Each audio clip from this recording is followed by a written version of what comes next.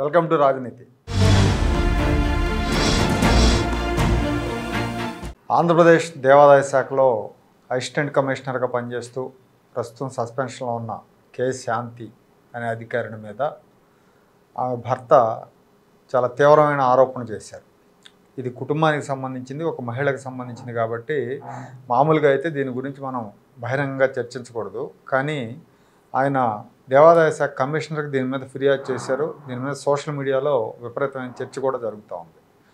ఏంటంటే ఆయన ఏమని లెటర్ రాశారంటే దేవాదాయ శాఖ కమిషనర్కి ఈ శాంతికి పుట్టిన బిడ్డ తనకు పుట్టలేదని, వేరే వాళ్ళకు పుట్టాడని మదన్ మోహన్ ఇతని పేరు, భర్త పేరు, ఇతను దేవాదాయ శాఖ కమిషనర్కి ఫిర్యాదు చేశారు. ఇతను కూడా గవర్నమెంట్ ఎంప్లాయీనే. పవిత్రమైన దేవాదాయ శాఖలో పనిచేస్తూ ఉద్యోగిగా ఉంటూ అనైతికమైన పనులు చేస్తున్న శాంతి మీద తగిన చర్యలు తీసుకోవాలని మదన్ మోహన్ కోరారు.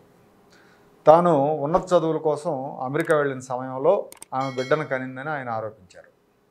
అమెరికాలో పిహెచ్డి చేయడానికి అమెరికా వెళ్ళి 2022 జనవరిలో వెళ్ళాను, అమెరికా నుంచి 2022 సెప్టెంబర్లో తిరిగి వచ్చాను అని ఆయన చెప్తున్నారు. అప్పటికే తన భార్య గర్భవతి అయిందని తెలిసి షాక్ అయ్యానని, మెడికల్ రిపోర్ట్స్ ప్రకారం 2022 జూలై 28న ఆమె కన్సీవ్ అయిందని తెలుసుకున్నట్టు ఆయన దేవాదాయ శాఖ కమిషనర్కి రాసిన లేఖలో మెన్షన్ చేశారు. 2024 ఏప్రిల్లో ఆవిడ మగబిడ్డకి జన్మనిచ్చింది. తాను దేశంలో లేని సమయంలో వేరే వ్యక్తుల కారణంగా గర్భవతి అయి బిడ్డకు జన్మనిచ్చిందని ఆయన మెన్షన్ చేశారు దీంట్లో. అయితే ఆయన ఈ లేఖలో ఇంకా ఏం రాశారంటే, ఈ బిడ్డకి 1 ఏడాది పాటు ఈ బిడ్డకి తండ్రి నువ్వే అని చెప్పి బుకాయించింది. ఆ తర్వాత కొంతకాలం ఐవీఎఫ్ ద్వారా కన్నానని చెప్పిందని అన్నారు ఆయన. అట్లాగే ఆ తర్వాత మళ్ళీ కొంతకాలం విజయసాయిరెడ్డి, వైసీపీ నేత, రాజ్యసభ సభ్యుడు విజయసాయిరెడ్డే ఈ బిడ్డకి తండ్రి అని చెప్పింది. ఇక ఆ తర్వాత మళ్ళీ కొంతకాలం ఎవరెవరో పేర్లు చెప్తూ ప్రతిసారి డైవర్ట్ చేసే ప్రయత్నం చేసిందని ఆ లేఖలో ఆయన పేర్కొన్నారు.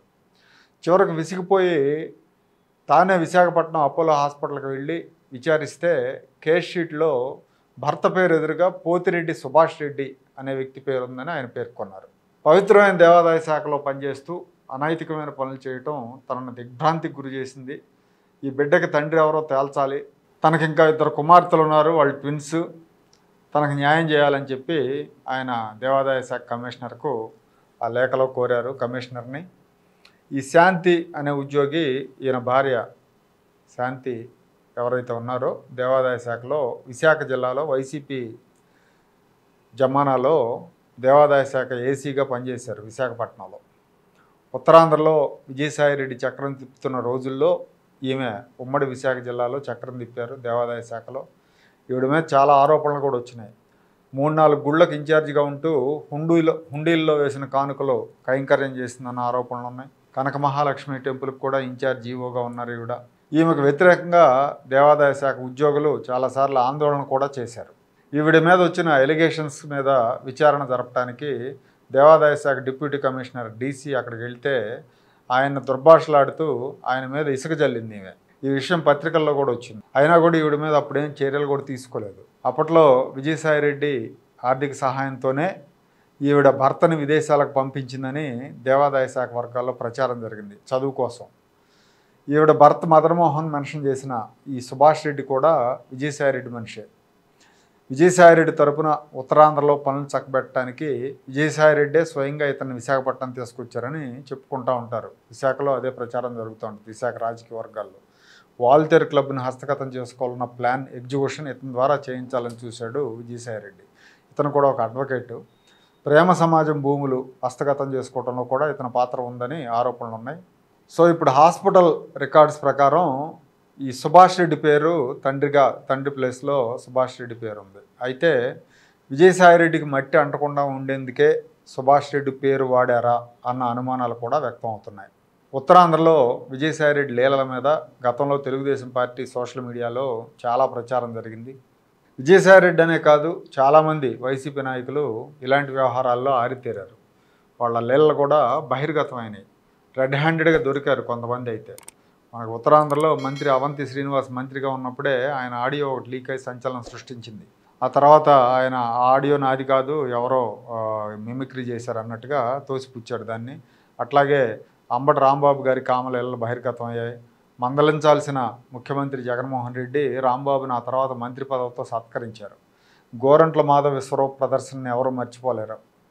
అట్లాగే ఇటీవల ఎలక్షన్ల తర్వాత కోడుమూరు ఎక్స్ఎమ్మెల్యే ఆయన ఎమ్మెల్యేగా ఉండగా ఒక మైనారిటీ బాలిక మీద అత్యాచారాలు చేస్తూ వీడియోలకు దొరికాడు. ఫోక్సో కేసు పెట్టారు అతని మీద. అయినా కూడా పార్టీ వీళ్ళ మీద ఎలాంటి చర్యలు తీసుకోలేదు. జగన్మోహన్ రెడ్డి ఎలాంటి చర్యలు తీసుకోలేదు. అదే తెలుగుదేశం పార్టీ అయితే చంద్రబాబు నాయుడు గారు ఒక్క నిమిషం కూడా ఉపేక్షించకుండా suspend చేసిండేవాడు పార్టీలోంచి.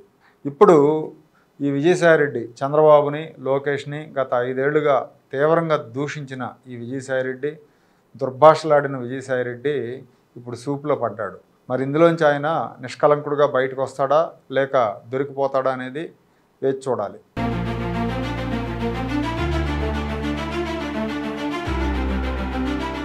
Like, share and subscribe to Rajaniti channel.